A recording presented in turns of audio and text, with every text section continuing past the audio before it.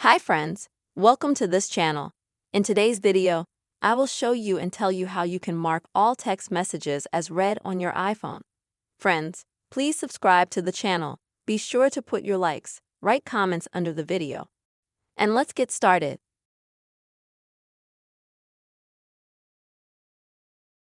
So, if you have a lot of different messages in your messaging app that you haven't read, but you don't have time to read them, I'll show you a quick way to mark them as read.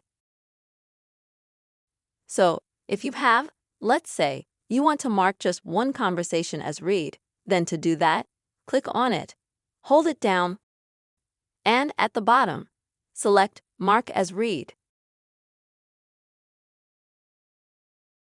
And as you can see, right next to the message this sign disappears, which says that messages are not read. If you want to mark many of these chats at once, then at the top right, click on the three dots, then select Conversations, and then select the ones that you don't read, and then on the bottom left just click Read. And as you can see, instantly all such messages are marked read. This is a very quick and very simple way, friends. You can mark all your text messages as read on your iPhone. I hope this video was helpful and useful for you friends.